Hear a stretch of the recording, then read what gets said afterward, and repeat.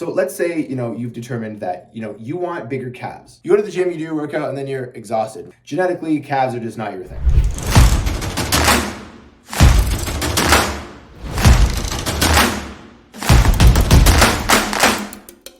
What's going on, guys? Welcome back to the Must Become YouTube channel. I'm so happy to have you guys here, and I'm gonna jump right into the content. Today, we're gonna talk about a business principle. It's actually a project management principle that I think we need to understand in a more general level, because this can really help us in our lives, in our relationships, in anything. So the principle, if you guys are familiar with project management or business in general, you guys have been either in a startup or a larger size business, medium sized business, whatever it is.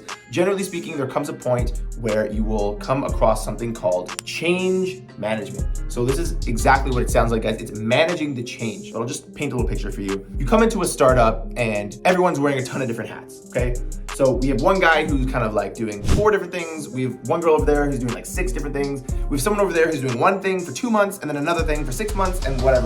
So it keeps moving around and lots of things are constantly changing. New ideas are coming into the company, new people are coming into the company, people are leaving, we're moving locations, the business is slightly changing, we're pivoting, whatever it is, right? When people sit down, especially the leaders sit down and they decide, okay, what's gonna be the next pivot or the next turn, or, are we gonna keep going down this route using new systems or new softwares or whatever it is, right? Things change very, very quickly. Even in large companies, things can change and they have large impacts because they impact a lot of people in terms of employees, customers, policies, everything. So there's this idea in project management called change management. What this is about is basically ensuring that a policy that's changed or a system or something like that in this company that affects many people or many decisions or many outcomes needs to be managed regularly. Let's say we have a policy that now in the new office, let's say you start with just a garbage, okay? And now there's a new initiative to go a little bit more green or a little bit more environmentally friendly or environmentally conscious. We now decide that there's a recycling bin. So this recycling bin is intended for all things, let's say paper, cardboard, etc., plastic, whatever. But if all of the employees or all of the people that are just in the operation are so used to throwing everything in the garbage, then even though we say, hey guys, there's a recycling bin, please use it, that doesn't necessarily mean that people are going to use it in 2-3 weeks. You need to actually manage the change. It's not just managing the people, it's also managing the change. This is now a new element, the same way as if you bring a new employee in or an intern or whatever, they need management. It's not like you just say, okay, go ahead, do whatever you want in the business, do whatever you want in the company. That's not the way it works. You need to now manage the fact that there's a new element in the business. What people don't always realize is that also applies to policies, softwares, all that kind of stuff. You need to also manage how people interact with these things and how people execute on what these changes demand. So back to our recycling bin example, instead of just saying there's a recycling bin, thanks so much, there might be, every Tuesday when you guys have a daily meeting or whatever with the company, you might remind them of that recycling bin. You might do certain things again where they get, if you guys use a project management software like Asana or Rocket Lane, if you guys use any of these softwares that basically help people manage their project, there might be a recurring task that says, hey guys, did you use the recycling bin today? Or something like that. That might exist for 6 to 8 weeks or something like that. But the point is that when you change something, it's not just, hey, this is a great idea, let's change this, let's start using this system. One thing at our business is, we had this setup that's a little slider on the wall that basically either shows red or green. And the whole idea here was that if your slider was set to red, that people should not in person come and disturb you. They can send you a message over Slack or whatever it is to try and get your attention or ask you a question. But if it was set to red, the idea was that they're kind of in the middle of deep work and they really need to get what they're getting done, so to not be disturbed. But if it was green, of course, it was the opposite. Come talk to me. Yes, I'm working, but like I'm open for conversation. I'm not in some sort of deep focused work right now.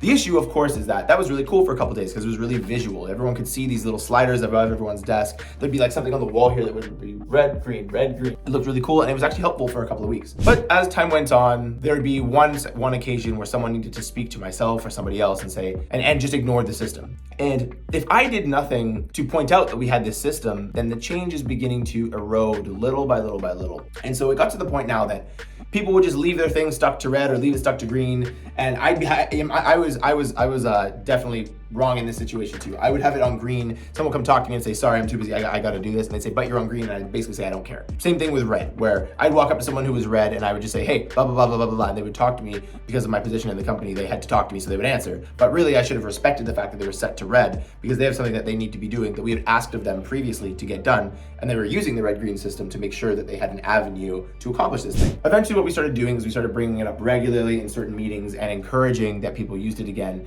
every so often. And of course, in that case, we were managing the change. So not only was there a new system to have this red-green system in the office, but there was also a system to make sure that that system was as visible as possible. And not just literally like on the wall, but also figuratively in that we were constantly returning to this idea and its purposes and its uses. That's how we were managing the change. And we saw now that as we kept talking about it, people began to adopt it. And this might seem pretty clear to you guys, but there is a saying that goes, someone needs to hear something 7 times before they actually hear it once. Keep that in mind when you're managing different changes in your company, in your business, in your organization, on your YouTube channel, whatever it is. But now let's consider those applications in a relationship. So let's say, you're very, very busy. So kind of like me, the way it works is I don't really have the opportunity to talk to my girlfriend all the time. Some people can make calls day in and day out and they're just back and forth on the call. I don't really get that because I'm always in the office and always doing stuff. We've decided that in the morning and in the evening, we always make sure that we have some sort of communication. That can be a text saying, hey, how's your day, whatever, and a text in the evening saying, hey, I'm going to bed, here's how my day went, blah, blah, blah, or a phone call or whatever it is.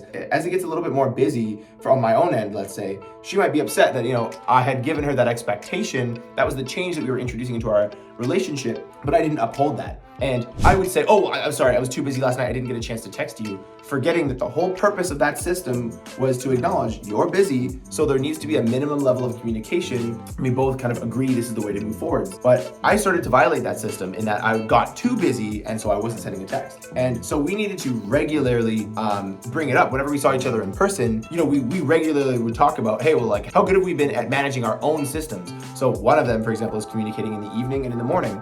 And, whenever we hang out, that would be kind of a regular thing that we would discuss. And now it's at a point where both of us are very good at making sure that we uphold our end of the bargain, our promise to one another in our different systems that we have to make sure that the relationship goes as positively as possible. Because we know that if we don't, it'll be the first topic of conversation when we see each other in person, and it's really shitty to always be the person who's letting the other person down. I just wanted to bring up change management a little bit to you guys and have you guys recognize that changes do not just come into an organization or to a relationship, a business, whatever, and just, that's it. You need to actually manage the changes. There needs to be things where, I'll give you actually one last example before I let you guys go.